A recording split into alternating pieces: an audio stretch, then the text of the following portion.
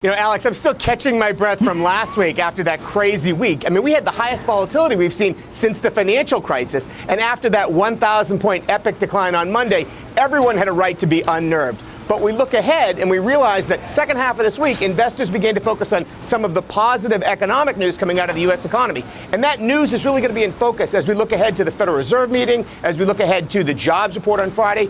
So I say that volatility is going to be with us for some time. Investors should use this relief rally to make changes in their portfolio if they're concerned about volatility. But they should buckle up and get ready for a roller coaster in the month of September. China's been the global growth engine for the world. And as China begins to slow, the concern is that that will make its way here and into other economies. And some of that is true. For many big U.S. companies, whether it's Caterpillar, United Technologies, companies that sell to China, they're going to be affected by this. But remember, 2/3 of the U.S. economy is the consumer base. So the silver lining to this is also that lower gasoline prices, in part because of a slowing China, will help the U.S. consumer as we get closer to the holiday shopping season. So that's a positive for the typical household that's watching this show today.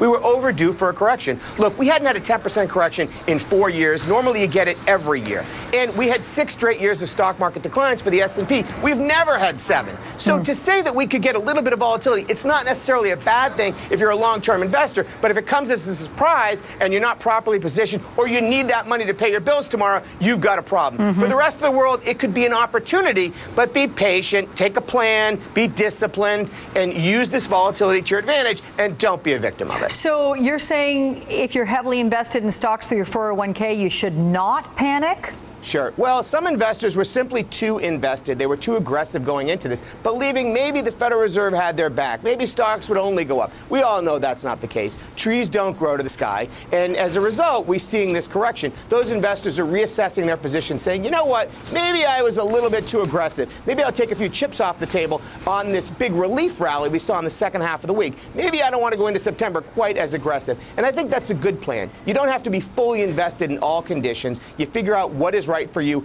Have that plan, but make sure it's appropriate for your place in life. Yeah, well, you say trees don't grow to the sky, but there are redwoods out there, and they're pretty great. Okay, Larry Glazer. Have a great weekend. All right, you too. Thanks.